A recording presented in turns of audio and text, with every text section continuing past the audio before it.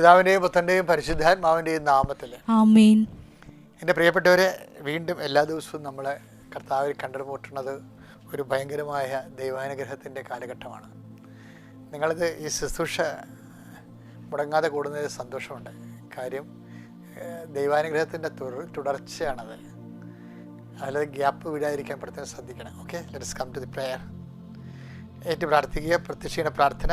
അമ്മേ പരിശുദ്ധ അമ്മേ, അമ്മേ പരിശുദ്ധ ദേവമാതാവേ, ദൈവമാതാവേ, അന്ന് അങ്ങ് കൃപാസനത്തിൽ പ്രത്യക്ഷപ്പെട്ട് വരാൻ പോകുന്ന മഹാദുരന്തത്തിൽ നിന്ന് രക്ഷപ്പെടാനും എല്ലാവർക്കും വേണ്ടി പ്രാർത്ഥിക്കുവാനും ആവശ്യപ്പെട്ടിട്ട് 20 വർഷം തികയുന്ന ഈ വേളയിൽ കൃപാസനത്തിലൂടെ ഞങ്ങൾക്കും ഈ ദേശത്തിനും അങ്ങ് മധ്യസ്ഥം തേടി തന്ന എല്ലാ അനുഗ്രഹങ്ങൾക്കും കൃപകൾക്കും ഞങ്ങളിപ്പോൾ ഹൃദയം നിറഞ്ഞ നന്ദി പറയുന്നു. അമ്മേ പരിശുദ്ധ അമ്മേ, ജപമാല മാതാവേ, സകല കൃപാസനം പ്രാർത്ഥനകളോടും ചേർത്ത് ഞങ്ങളിപ്പോൾ പ്രാർത്ഥിക്കുന്ന ഈ കുടുംബത്തിന്റെ പ്രത്യേക നിയോഗം പറയുക. നിങ്ങളുടെ ഭാരം ലഘൂകരിക്കാൻ വേണ്ടിയാണ് കർത്താവ് ശുശ്രൂഷ തന്നത്. അതുകൊണ്ട് തന്നെ വിശ്വാസത്തോടെ പറയണം നിയോഗം. മാലാവത് ഏറ്റെടുക്കുകയും നിങ്ങൾക്ക് വേണ്ടി ഈശോ അത്ഭുതം പ്രവർത്തിക്കുകയും നിങ്ങളുടെ കൂടെ സാന്നിധ്യം നൽകുകയും ചെയ്യാം.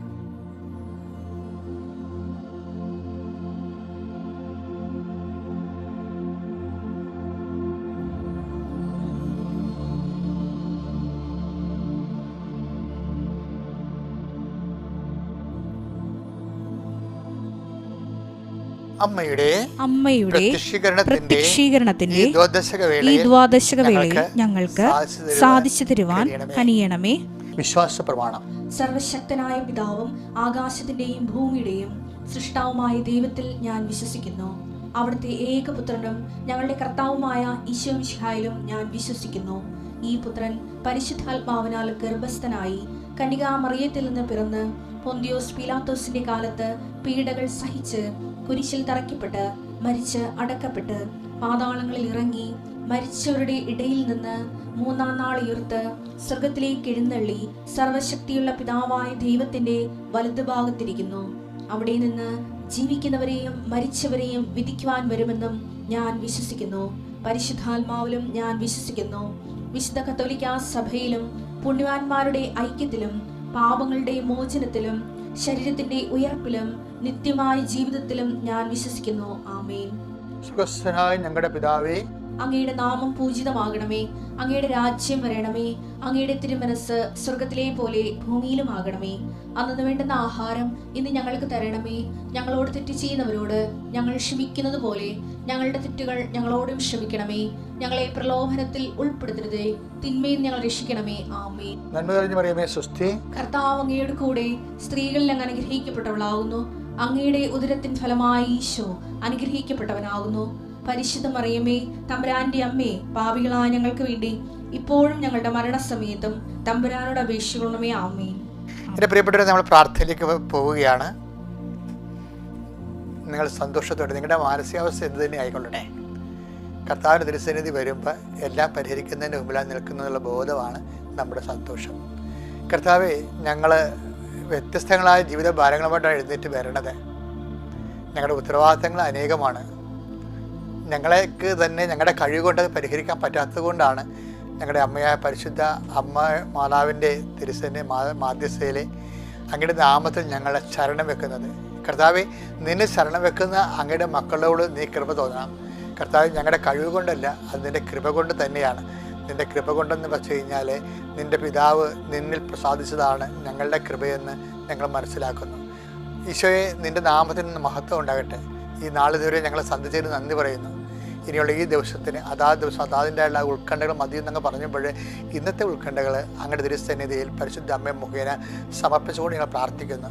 കർത്താവ്, പലതരത്തിൽ ഉത്കണ്ഠകളുണ്ട്. തലമുടി കൊഴിഞ്ഞു പോകുന്നവർ രാവിലെ എഴുന്നേറ്റ് നോക്കുമ്പോൾ അത് അവരുടെ മുഖം അപ്പം തന്നെ മാറും. അപ്പോൾ അതുപോലെ തന്നെ കുഞ്ഞാണെന്ന് മറ്റുള്ളവർക്ക് തോന്നിയാലും അവർക്ക് അതെല്ലാം വലുതാണ്.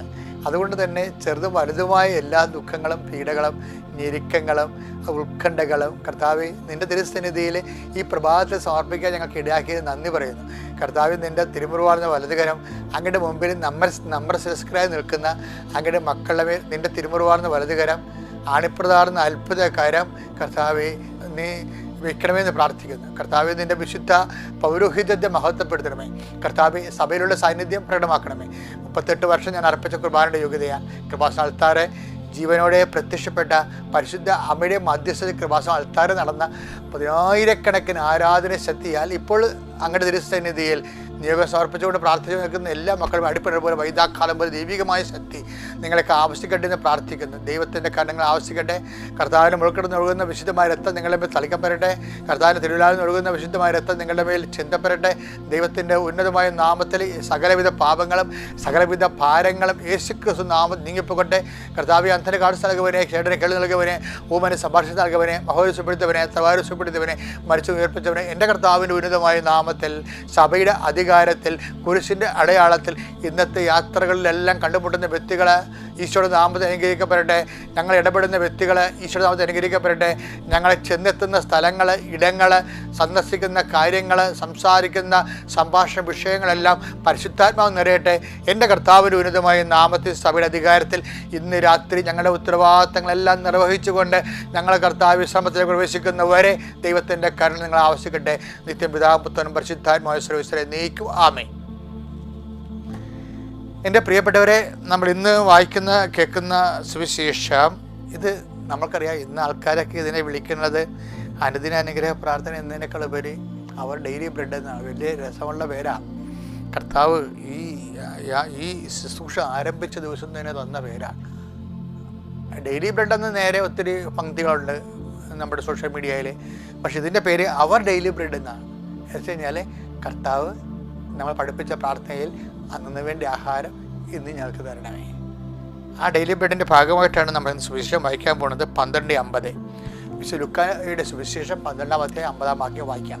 എനിക്ക് ഒരു സ്നാനം സ്വീകരിക്കാനുണ്ട്. അത് നിവൃത്തിയാകുവോളം ഞാൻ എത്ര ഞെരുങ്ങുന്നു. അപ്പോഴേ ഈ ഞെരുക്കമൊക്കെ വന്നാലേ അത് സ്നാനമായിട്ട് സ്വീകരിക്കണം എന്നാ പറയണത്. നമ്മളെ ക്രിസ്ത്യാനിറ്റിയിലേ ജ്ഞാനസ്ഥാനത്തിൻ്റെ പേര് എന്താ ചില രാജ്യങ്ങളൊക്കെ വിളിക്കണം എന്താണ്? എൻഗ്രേസ്മെൻ്റ് എന്നാണ്. എൻഗ്രേസ്മെൻറ്റ്. ചിലർ പറയും ക്രിസ്ത്യനൈസ് എന്ന് പറയും. ചില രാജ്യങ്ങളിൽ ജ്ഞാനസ്ഥാനത്തിന് ക്രിസ്ത്യനൈസിങ് എന്ന് പറയും. ചില രാജ്യങ്ങളിൽ ജ്ഞാനസ്ഥാനത്തിന് എൻഗ്രേസ്മെൻ്റ് എന്ന് പറയും. ബാപ്റ്റിസമാണ് ഉദ്ദേശിക്കുന്നത്. പക്ഷേ ഈ ക്രിസ്ത്യനൈസിങ് ആയാലും ബാപ്റ്റിസം ആയാലും എൻഗ്രേസ്മെൻ്റ് ആയാലും നടക്കുന്ന സംഭവം എന്താണ്? നമ്മളെ കൃപയാൽ ബലപ്പെടുത്തുന്നു എന്നുള്ളതാണ് സത്യം. എന്ന് വെച്ചാൽ ദൈവത്തിന് നമ്മുടെ ജീവിതത്തിൽ പ്രവർത്തിക്കാൻ പറ്റുന്ന സിറ്റുവേഷൻസ്, പക്ഷെ അത് എപ്പോഴും സംഭവിക്കുന്നത് നമ്മൾ പറയുന്ന ഒരു ജഡികമായ സന്തോഷത്തിൻ്റെ ഒരു പശ്ചാത്തലത്തിലല്ല. പിന്നെ എന്താണ്? ഞെരുക്കങ്ങളിലാണ്. കർത്താവ് ഞെരുക്കത്തെ വിളിച്ചത് ഞെരുക്കമെന്നല്ല. പിന്നെ നമ്മളെന്തിനാണ് ഞെരുക്കമെന്ന് വിളിക്കണേ? കർത്താവ് ഞെരുക്കത്തെ വിളിച്ചത് ഞെരുക്കമെന്നല്ല. പിന്നെ നമ്മളെന്തിനാ അതിനെ ഞെരുക്കമെന്ന് വിളിക്കണത്? കർത്താവ് ഞെരുക്കത്തെ വിളിച്ചത് ജ്ഞാനസ്ഥാനമെന്നാണ്. ദാറ്റ് മീൻസ് നമ്മുടെ ഓരോ ഞെരുക്കങ്ങളും സാമ്പത്തികമാകാം, ശാരീരികമാകാം, മറ്റ് വ്യക്തികളുള്ള മാനസിക പീഡനമാകാം, what kind of troubles and tribulations, അതെല്ലാം ഇറ്റ്സ് ഈക്വൽ ടു ബാപ്റ്റിസം. അതെല്ലാം കർത്താവിൻ്റെ ജ്ഞാനസ്ഥാനത്തിൻ്റെ തുടർച്ചയാണ്. ദാറ്റ് മീൻസ് നമ്മുടെ ഞെരുക്കങ്ങൾ ജ്ഞാനസ്ഥാന തുടർച്ചയാണെങ്കിൽ അതിൻ്റെ അർത്ഥം എന്താണ്?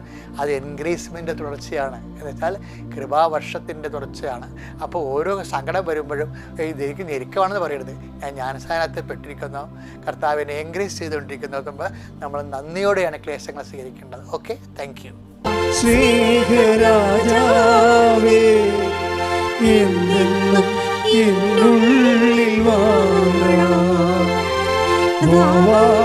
സ്നേഹത്തിൻ പൂനിലാവേ, എന്നുള്ളിൽ വാവാ സ്നേഹരാജാവേ, എന്നെന്നും എന്നുള്ളിൽ വാവാ സ്നേഹത്തിൻ പൂനിലാവേ, എന്നുള്ളിൽ പരിശുദ്ധ പരമ ദിവ്യകാരുണ്യത്തിന് ആരാധനയും സ്തുതിയും പുകഴ്ചയും ഉണ്ടായിരിക്കട്ടെ. അപ്പോൾ ഇത് ഓൺലൈൻ ഉടമ്പടി എടുത്തതിന് ശേഷം സിമി നേഴ്സിൻ്റെ ഒരു നേച്ചർ എന്ന് പറയണത് അവർ ബേസിക്കായിട്ട് സീരിയസ് ആണ്. അതിന് ചിരിക്കത്തൊന്നുമില്ല. അവർ സീരിയസ് ആണ് വിഷയം. ചില ആൾക്കാരുണ്ടല്ലോ ഈ എപ്പോഴും നേച്ചർ സീരിയസ് ആയിരിക്കും, അത് ഒത്തിരി സംസാരിക്കത്തില്ല, പിന്നെ എപ്പോഴും ഇങ്ങനെ സൗമ്യമായി സംസാരിക്കത്തില്ല. അപ്പം അങ്ങനെ ഒരു ലീഡർഷിപ്പിന് പറ്റുന്ന ആളാണ്, ഇച്ഛാശക്തിയൊക്കെ ഉള്ള ആൾക്കാരാണ്. അപ്പം അതുകൊണ്ട് ഇവരുടെ നേച്ചർ അനുസരിച്ച് ഇവർ സംഭവം ഏറ്റില്ലെങ്കിൽ ഒരിക്കലും ഏക്കത്തില്ല, ഏറ്റാൽ ഒരു ഒന്നൊന്നര ഏപ്പായിരിക്കും. അങ്ങനെ ആൾക്കാരുണ്ട് എല്ലാ മനുഷ്യരും കാണാം. ചിലയൊക്കെ നമുക്ക് വയറ് നോക്കി മനസ്സിലാക്കാൻ പറ്റും എന്ത് ടൈപ്പാണെന്ന്. അതെന്താ വെച്ച് കഴിഞ്ഞാൽ ചില ആൾക്കാർ ആവശ്യമില്ലെങ്കിലും ചില കൊള്ളാമെന്ന് ചിരിച്ചുകൊണ്ടിരിക്കും. അവരെ ഒന്നും ഏൽപ്പിക്കാൻ കൊള്ളത്തില്ല, ഒരു സാധനം ചെയ്യത്തില്ല, മടിയായിരിക്കും, ചെയ്യും. ഈ വവ്വാല് കടിച്ച പോലെ കിടക്കും. ഈ വവ്വാല് തങ്ങലിങ്ങൊക്കെ കടിച്ചിട്ട് അതിന് തിന്നാൻ പറ്റില്ല, അതിൻ്റെ കയ്യും താഴെ വീഴും, താഴെ കിടക്കുകയും ചെയ്യും. അത് അങ്ങനെ പണ്ട് തല്ലിച്ച് അങ്ങനെ സാധനമില്ലേ നമ്മുടെ കേരളത്തിലെ ബദാം, അത് ഒരു സ്ഥലത്തിൽ അവർ സത്യപ്പെടുത്താൻ പറ്റത്തില്ല. അവരിങ്ങനെ ചിരിക്കും പറയുന്നത്, അല്ലെങ്കിൽ ചിരിക്കാനുള്ള വകുപ്പൊക്കെ ഉണ്ടാക്കും, അല്ലെങ്കിൽ എവിടെയെങ്കിലുമൊക്കെ ഇങ്ങനെ ടൂർ ഇങ്ങനെ കറങ്ങി കിടക്കും, ഇങ്ങനെ കൂട്ടായ്മയിലൊക്കെ ഈ കുത്തിയിരിക്കും, എന്തൊക്കെ കുറേ വെടി വർത്താനൊക്കെ പറഞ്ഞുകൊണ്ടിരിക്കും. ഒരു പണി അവരെ ഏൽപ്പിക്കാൻ കൊള്ളത്തില്ല. കാര്യം അവരുടെ ബോഡി ആ ടൈപ്പാണ്. വിസറട്ടോണിക് എൻഡോമോർഫ് എന്ന് പറയും.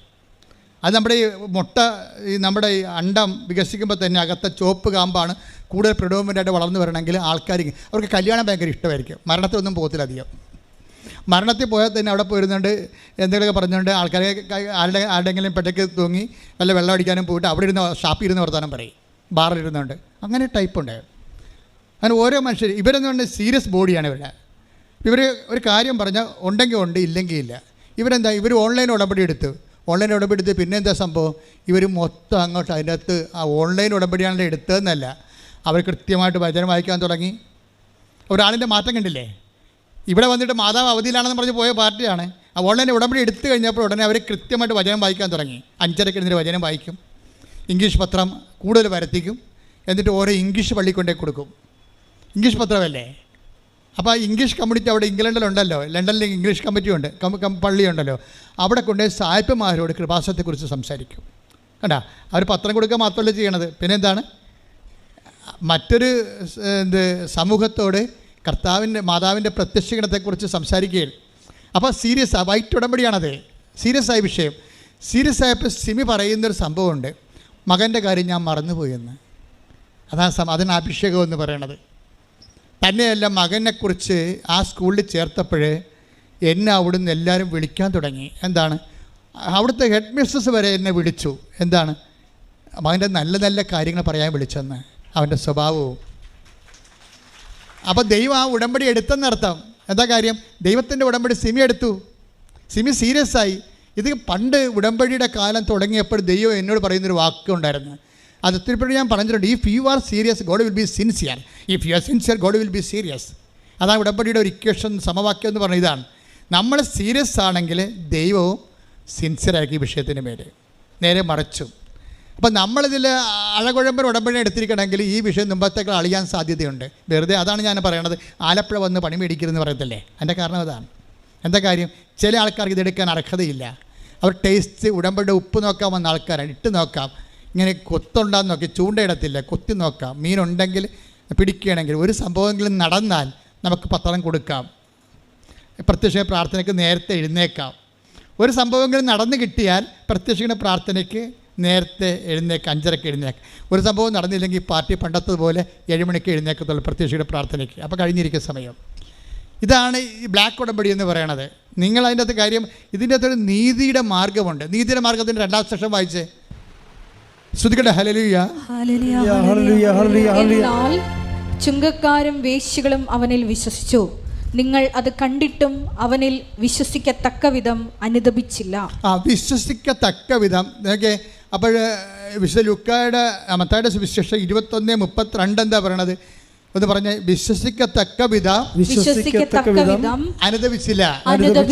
ഇപ്പം കാര്യം പിടികിട്ടില്ലേ? കാര്യം അനുദപിച്ചാൽ മാത്രമേ നമ്മൾ വിശ്വാസിയാണെന്ന് ദൈവത്തിൻ്റെ പുസ്തകത്തിൽ എഴുതി വെക്കത്തുള്ളൂ, അല്ലെങ്കിൽ നമ്മൾ അവിശ്വാസിയാണ്. ഇത് ഒറ്റ നടക്ക പോകത്തില്ല കേട്ടാ. മനസ്സിലായില്ലേ? ഒന്നിന് വായിച്ചാൽ 21:32. എന്തെന്നാൽ എന്തെന്നാൽ യോഹന്നാൻ നീതിയുടെ മാർഗത്തിലൂടെ നിങ്ങളെ സമീപിച്ചു. നിങ്ങൾ അവനിൽ വിശ്വസിച്ചില്ല. എന്നാൽ ചുങ്കക്കാരും വേശ്യകളും അവനിൽ വിശ്വസിച്ചു. നിങ്ങൾ അത് കണ്ടിട്ടും അവനിൽ വിശ്വസിക്കത്തക്ക വിധം അനുദപിച്ചില്ല. അപ്പൊ കണ്ടിട്ടു എന്ന് പറഞ്ഞാൽ എന്താണ്? മറ്റുള്ളവർ ദൈവാനുഭവം പ്രാപിക്കുന്ന കാണുന്നത് എവിടെയാണ്? സാക്ഷ്യമല്ലേ? മനസ്സിലായില്ലേ? മറ്റുള്ളവർ ദൈവാനുഗ്രഹം പ്രാപിക്കുന്നത് നമ്മൾ കാണുന്നത് എങ്ങനെയാണ്? സാക്ഷ്യം കേൾക്കുമ്പോഴാണ്. ഈ സാക്ഷ്യം കേട്ടിട്ടും നമ്മൾ എന്ത് ചെയ്തില്ല? അനുദപിച്ചില്ല. അപ്പോൾ സാക്ഷ്യം എന്തിനുള്ളതാണ്? അനുദപിക്കാനുള്ളതാണ്. കൈയടിക്കട്ടെ, സ്തുതിക്കട്ടെ. ഹല്ലേലൂയ. ഞങ്ങൾക്ക് ആഴമായ അനുതാപം നൽകണമേ.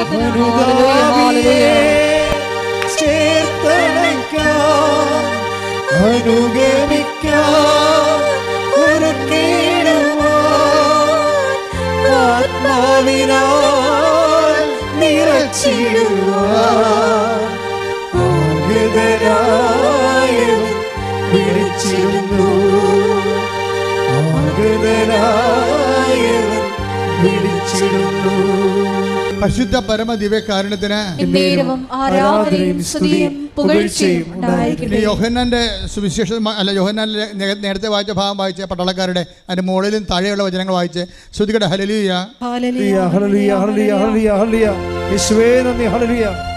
ജനക്കൂട്ടം അവനോട് ചോദിച്ചു. പട്ടാളക്കാർ മാറ്റി. അടുത്ത ശ്രോതാക്കൾ ആരാണ്? ജനക്കൂട്ടമാണ്. ജനക്കൂട്ടം ഈ പ്രസംഗം കഴിഞ്ഞ് യോഹന്നാൻ്റെ പ്രസംഗം കഴിഞ്ഞപ്പോൾ നീതിയുടെ മാർഗത്തിൻ്റെ സുവിശേഷം കഴിഞ്ഞപ്പോൾ ഇത് എൻ്റെ ഒരു പോപ്പുലേഷൻ അവിടുത്തെ ഉണ്ടായിരുന്ന പബ്ലിക് മുഴുവനും യോഹന്നാനോട് ചോദിച്ചു. എന്താ ചോദിച്ചത്? ഞങ്ങൾ എന്താണ് ചെയ്യേണ്ടത്? ഇപ്പം സുവിശേഷം കേട്ട് കഴിഞ്ഞാൽ പിന്നെ എന്താ അടുത്ത ചോദ്യം എന്താണ്? ഞങ്ങൾ എന്ത് ചെയ്യണം? അല്ല, എന്ത് ചെല്ലണമെന്നല്ല. മനസ്സിലായില്ലേ? ഇതാണ് വ്യത്യാസം ഉണ്ട് ഇതിനകത്ത്. നീതിയുടെ മാർഗം എന്ന് പറയുമ്പോൾ ഞങ്ങൾ എന്താണ് ചൊല്ലേണ്ടതെന്നല്ല ചോദിക്കണത്, പിന്നെ എന്താണ് ചെയ്യേണ്ടത്. അതാണ് അവൻ പറയണത് പോലെ ചെയ്യുക. ഉടമ്പടി. അപ്പം നിങ്ങൾ ദൈവമായിട്ട് ഉടമ്പടി ചെയ്യാനാണ് ഈ പറയണത്. ഞങ്ങൾ എന്താണ് ചെയ്യേണ്ടത്? അപ്പം എന്താ യോഹന്നാൻ പറഞ്ഞത്? അവൻ പറഞ്ഞു രണ്ടുടുപ്പുള്ളവൻ ഒന്ന് ഇല്ലാത്തവന് കൊടുക്കട്ടെ, ഭക്ഷണം ഉള്ളവനും അങ്ങനെ ചെയ്യട്ടെ. ഇപ്പം എന്താണ് സിമി ചെയ്യണത്?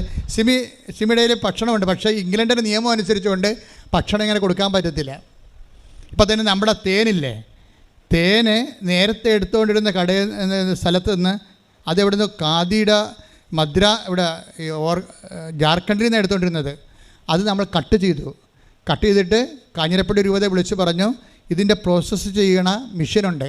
അപ്പോൾ അവിടുത്തെ അച്ഛൻ പറഞ്ഞു അത് വലിയ പാടാണ്, 8 ലക്ഷം രൂപയാണ് ആ മെഷീന്. ഞാൻ പറഞ്ഞു ആ മെഷീനിൽ തേന് ചെയ്ത് തന്നില്ലെങ്കിൽ, തേന് പ്യൂരിഫൈ ചെയ്ത് തന്നില്ലെങ്കിൽ അമ്മമാരും കുഞ്ഞുങ്ങളുമാണ് ഇത് ഉപയോഗിക്കുന്നത്. അത് മെഡിക്കൽ പ്രോബ്ലംസ് സീരിയസ്നെസ് ഉണ്ടാകും. അപ്പം നിങ്ങളുടെ സൈൻ ഈ തേന് കഴിച്ച് ആർക്കെങ്കിലും എന്തെങ്കിലും ബുദ്ധിമുട്ടുണ്ടാകുകയാണെങ്കിൽ അവരെ ആരാ അന്വേഷിക്കണം എന്നുള്ളത് അതിൻ്റെ അകത്ത് ഫുഡ് നിയമം അനുസരിച്ച് കൊണ്ട് അതിൻ്റെ അകത്ത് എഴുതി വെക്കണം. ഫോൺ നമ്പർ എഴുതി വെക്കണം. അപ്പോൾ നിങ്ങൾ നോക്കിയാൽ മനസ്സിലാകും അത്രയും സീരിയസ് ആണ് വിഷയങ്ങളെല്ലാം. അപ്പോൾ അതുകൊണ്ട് ഇംഗ്ലണ്ടിൽ ഇങ്ങനെ ഭക്ഷണം കൊടുക്കാനേ പറ്റത്തില്ല. നമ്മൾ പൊതിച്ചോറ് കൊണ്ടേ കൊടുക്കത്തില്ലേ, ആ പൊതിച്ചോറിൻ്റെ അകത്ത് ബാക്ടീരിയ ഉണ്ട്, അത് എപ്പോഴാണെന്നൊക്കെ ഉള്ളത്. അതുകൊണ്ട് ഇങ്ങനെയുള്ള പരിപാടി അവിടെ കട്ട് ചെയ്തിരിക്കും. അവർക്ക് അവരുടെ സംവിധാനമുണ്ട്. ഫുഡ് ബാങ്ക് എന്ന സംവിധാനമുണ്ട്. ആ ഫുഡ് ബാങ്കിലേക്ക് നമുക്ക് കൊണ്ടേ കൊടുക്കാം. അപ്പോൾ അവർ ആ ഫുഡ് കറക്റ്റാണെന്ന് കണ്ടാൽ അവരത് അക്സെപ്റ്റ് ചെയ്യും. അപ്പോഴേ സിമി എന്താ ചെയ്യണത്? ഭക്ഷണത്തിൻ്റെ പൈസയോ ഭക്ഷണമോ ബ്രാൻഡഡ് ആയിട്ടുള്ള ഫുഡ് വാങ്ങിച്ചിട്ട് ഈ ഫുഡ് ബാങ്കിൽ കൊണ്ടേ കൊടുക്കും. എന്തുമാത്രം മനുഷ്യർ വർക്ക് ചെയ്യുന്നത് ഉടമ്പടി അതാണ് നീതിയുടെ മാർഗം എന്ന് പറയണത്. അപ്പോൾ ഇപ്പം നമുക്ക് ഇനിയിപ്പോൾ അത് കൊടുക്കാൻ പറ്റത്തില്ല, ഇവിടെ നിങ്ങൾക്ക് ചെയ്യേണ്ട എന്ന് പറഞ്ഞ് നമ്മളിരിക്കും. പക്ഷേ അവരതല്ല, അവർ സീരിയസ് ലേഡിയാണ്. ഇവിടെ ഭക്ഷണം ഇങ്ങനെ പൊതിച്ചോറ് കൊടുക്കാനുള്ള സംവിധാനം ഇല്ലെങ്കിൽ അവിടുത്തെ സംവിധാനം എന്താണ്? തിരക്കണം. അതാണ് ആത്മാർത്ഥത. If you are sincere God will be serious. മനസ്സിലായില്ലേ?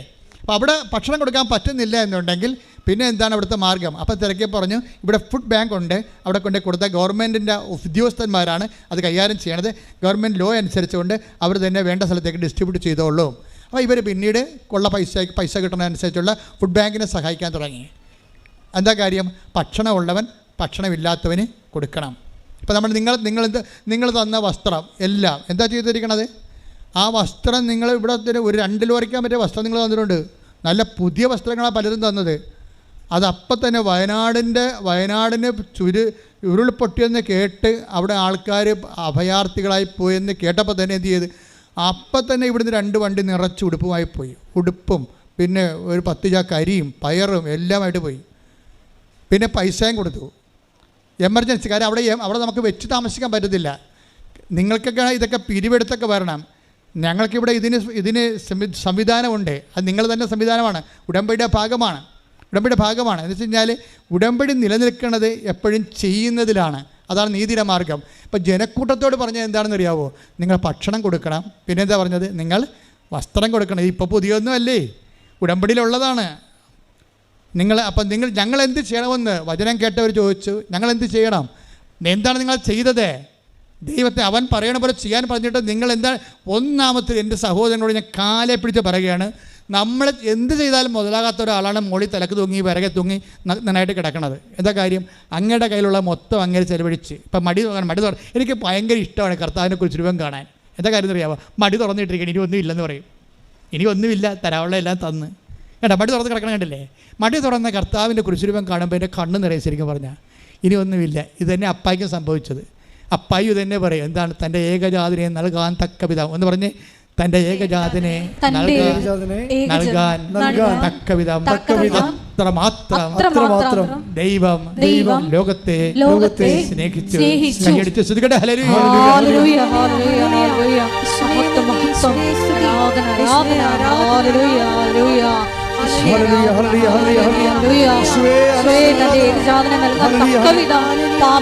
ഞങ്ങളെ സ്നേഹിച്ച അവിടുത്തെ കാരുണ്യത്തിന് നന്ദി പറയുന്നു.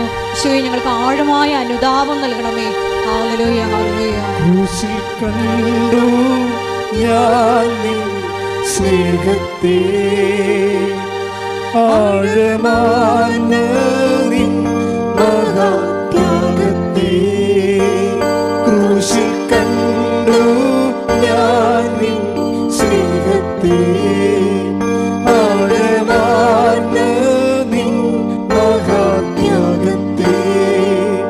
പകരം എന്തു നൽകും ഞാനിനി? ഹൃദയം പൂർണ്ണമായി നൽകുന്നു നാഥന്. പകരം എന്തു നൽകും ഞാനിനി? ഹൃദയം പൂർണ്ണമായി നൽകുന്നു നാഥന്. പരിശുദ്ധ പരമ ദിവ്യകാരുണ്യത്തിന് ആരാധനയും സ്തുതിയും പുകഴ്ചയും. പരിശുദ്ധ പരമ ദിവ്യകാരുണ്യത്തിന് ആരാധനയും സ്തുതിയും പുകഴ്ചയും. അപ്പം വിശ്വാസത്തിൽ ഈ സ്ത്രീമി വളരണം, ഈ ഹെഡ് നേഴ്സ് വളരണം കണ്ടില്ലേ? അത് കാര്യം എന്താണ്? അത് അനുതാപത്തിൻ്റെ ഫലങ്ങൾ അവർ പുറപ്പെടുവിച്ചുകൊണ്ടിരിക്കുകയാണ്. ഇവരിപ്പോൾ ചെയ്തുകൊണ്ടിരിക്കുന്നത് എന്താണെന്ന് അറിയാമോ? ഇവർ പറയണതേ, ഞാൻ ഹെഡ് നേഴ്സാണ്, എനിക്ക് പേഷ്യൻ്റ് കമ്മിറ്റ്മെൻ്റ് ഒന്നുമില്ല. 20 കൊല്ലമായല്ലേ അവിടെ വർക്ക് ചെയ്യണത്. അവർ ഹെഡ് നേഴ്സാണ് അവിടുത്തെ. അവർക്ക് പേഷ്യൻ്റ് കമ്മിറ്റ്മെൻ്റ് ഒന്നുമില്ല. വാർഡിൽ പോവുകയും പേഷ്യൻറ്റിനെ ട്രീറ്റ് ചെയ്യുക പരിപാടിയൊന്നുമില്ല. നേഴ്സുമാരുടെ ആ വാർഡിലൊക്കെ നിശ്ചയിച്ചിരിക്കുന്ന നേഴ്സുമാരുടെ കാര്യം ഡ്യൂട്ടിക്ക് അവർക്ക് നിർദ്ദേശങ്ങൾ കൊടുത്താൽ മതി. പക്ഷേ ഉടമ്പടി എടുത്തപ്പോൾ എനിക്ക് മനസ്സിലായി, ഞാൻ പൊതുവെ സീരിയസ് ആണ്, ഹെഡ് വെയ്റ്റോട് കൂടി ജീവിക്കുന്ന ആളാണ്. അപ്പോൾ എനിക്ക് കർത്താവിൻ്റെ ജോലി ചെയ്യണമെങ്കിൽ ഹെഡ് വെയ്റ്റിൻ്റെ ആവശ്യമില്ല. ഞാൻ അന്ന് മുതൽ എല്ലാ വാർഡിലും പോകും. ഞാനോട് പറയും, ഞാൻ നോക്കിക്കൊള്ളാം, നിങ്ങൾ റെസ്റ്റ് എടുക്കാൻ പറയും. എന്ത് മാറ്റമാണെന്ന് നോക്കിയേ. അവർ 20 കൊല്ലം ഹെഡ് നേഴ്സായിട്ടിരുന്നിട്ട് ഓഫീസിൽ ജോലി ചെയ്ത ആളാണ്. ഇപ്പം ഞാൻ എടുത്തു ചാടിയേ സംസാരിക്കത്തുള്ളൂ. എന്നെ കാണുമ്പോൾ തന്നെ മറ്റു നേഴ്സുമാർക്ക്, താഴെയുള്ള നേഴ്സുമാർക്ക് പേടിയാണ്. ഇപ്പം ഞാൻ അവരോട് സൗമ്യമായി സംസാരിക്കുന്നുണ്ട്, ശാന്തമായി സംസാരിക്കുന്നുണ്ട്. അവരെ ഹെൽപ്പ് ചെയ്യണമെന്നുള്ള മാനസികാവസ്ഥ എനിക്കുണ്ട്. അതുകൊണ്ട് അവർക്ക് എന്തെങ്കിലും വിഷമം ഉണ്ടെങ്കിൽ ഞാനത് തിരക്കുന്നുണ്ട്. ഇവരങ്ങ് ടോട്ടലി മാറി, അവരൊരു സൗമ്യതയായി മാറി. സൗമ്യതയെന്ന് പറയുന്നത് ഉടമ്പടി ചെയ്യുന്ന വ്യക്തികൾക്ക് സൗമ്യത നിങ്ങൾക്കറിയാമോ? സൗമ്യത ഒരു കോമ്പൗണ്ടാണ്. സൗമ്യത എന്ന് പറയുന്നത് ഒരു കോമ്പൗണ്ട് ഗ്രേസാണ്. സൗമ്യത എന്ന് പറയുന്നത് ഭയങ്കര പാടാണ്. എനിക്കൊക്കെ സൗമ്യതയൊക്കെ വരണമെങ്കിൽ 1000 കിലോമീറ്റർ നടക്കാൻ ഓടേണ്ടി വരും. അത് കഴിഞ്ഞാൽ എനിക്ക് അല്പം തെറ്റിക്കണമെങ്കിൽ അപ്പം തന്നെ എൻ്റെ മുഖം മാറും. എനിക്കറിയാം, എന്നത്തോട് തന്നെ ഞാൻ യുദ്ധം ചെയ്താണ് ഞാൻ ഇവിടെ ജീവിക്കണത്. എന്താ പ്രശ്നം? സൗമ്യത എന്ന് പറയണമ്പോൾ ആദ്യം സ്നേഹം, പിന്നെ ക്ഷമ, പിന്നെയാണ് സൗമ്യത വരണത്. അതാണ് കോമ്പൗണ്ട് ഗ്രേസ് എന്ന്. ഇതൊക്കെ ഞാൻ കർത്താവിനോട് പറഞ്ഞ രഹസ്യങ്ങളാണ്, ആത്മീയ രഹസ്യങ്ങൾ, അല്ലാതെ ഞാനൊരിടത്തും പഠിച്ചതല്ല. സൗമ്യത എന്ന് പറയുമ്പോൾ ആദ്യം കഴിഞ്ഞ സ്നേഹമാണ് വരണത്. ഇപ്പോൾ തൻ്റെ ഈ കൊടുക്കണേ നൽകണേ എന്താണ്? ആരൊക്കെ എന്തായാലും എന്തെങ്കിലും നൽകണമെന്ന് തോന്നണേ എന്താണ്? സ്നേഹമാണത്. അതാണ് തൻ്റെ ഏകജാതനെ നൽകാൻ തക്ക വിധം. അതെ 3:16 വായിച്ചേ, യോഹന്നാൻ 3:16. ശ്രുതികട ഹല്ലേലൂയ. ഹല്ലേലൂയ ഹല്ലേലൂയ ഹല്ലേലൂയ. യേശുവേ നന്ദി. ഹല്ലേലൂയ ഹല്ലേലൂയ ഹല്ലേലൂയ ഹല്ലേലൂയ.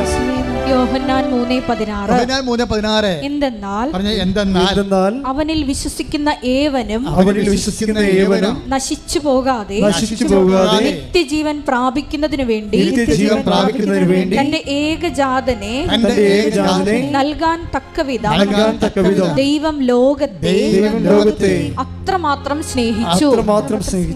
എത്രമാത്രമാണെന്ന് ഒരു പിടിയില്ല. അത് ഇത്രമാത്രം ഒന്ന് ദൈവം പറയും.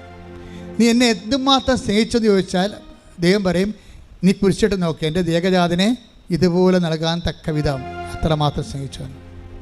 ഇപ്പം കുരിശുരൂപം കാണുമ്പോൾ നമുക്ക് തോന്നേണ്ടത് ദൈവസ്നേഹമാണ്. ദൈവസ്നേഹത്തിൻ്റെ ഒരു തുറന്ന ബൈബിളാണ് ഈ കുരിശുരൂപം എന്ന് പറയണത്.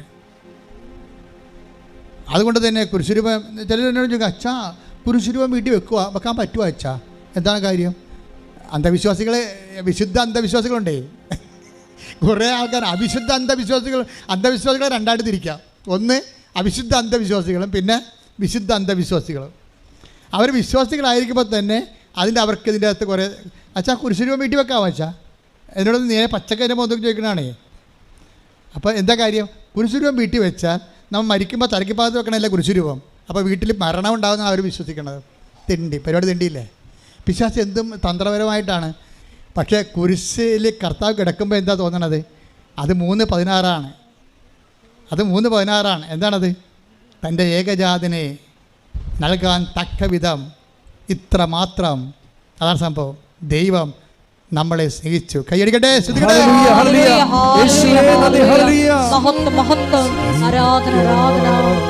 എൻ്റെ ദൈവം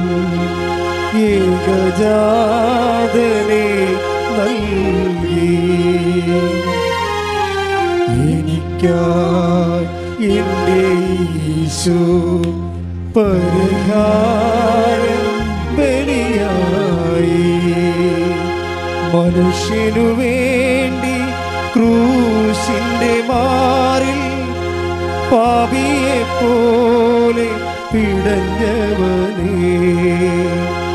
ദൈവസ്വഭാവം സ്നേഹമാണെന്ന് ലോകസമക്ഷം തെളിയിച്ചു നീ എനിക്കായി എൻ്റെ യേശു പരിഹാരം ബലിയായി.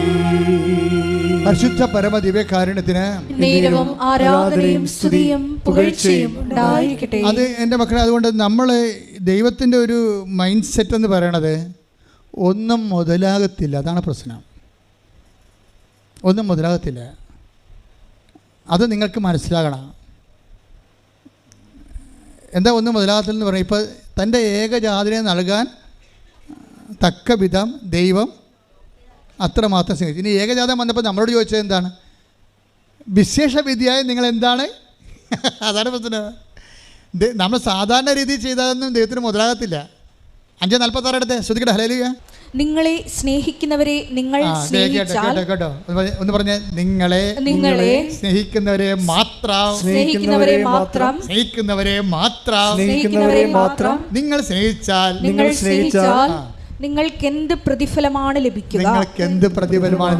ഒലക്ക മുഴുകി കിട്ടുമെന്നാണ് ഈ പറയണത്. മനസ്സിലായില്ലേ? നിങ്ങൾ സ്നേഹിക്കുന്നവരെ മാത്രമാണ് നിങ്ങൾ സ്നേഹിക്കുകയാണെങ്കിൽ നമ്മുടെ ജീവിതം സ്വാഹ. അത്രേ ഉള്ളൂ, ഒന്നുമില്ല. എല്ലായിടത്തും നോക്കി വരച്ചാൽ മതി. ദൈവം അത് അക്സെപ്റ്റ് ചെയ്യുന്നില്ല.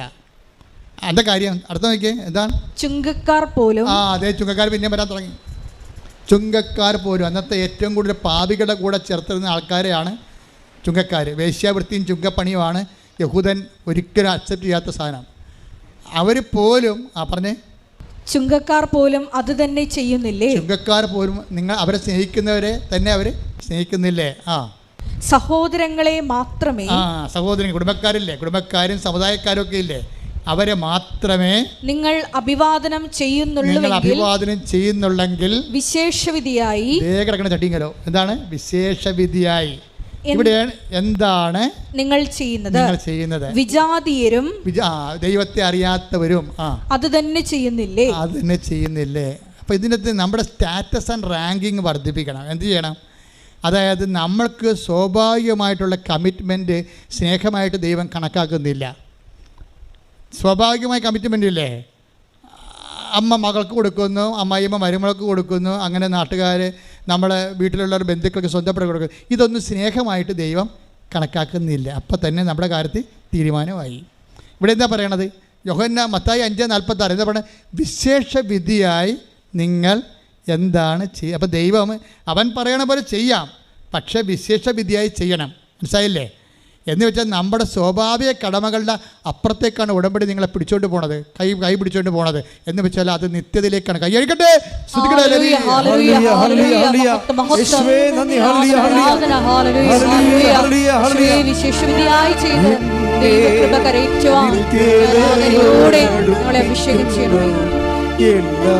അനുഭവം നിത്യതയോടടുപ്പിക്കുന്നു. എല്ലാ അനുഭവങ്ങൾക്കും നന്ദി. പരിശുദ്ധ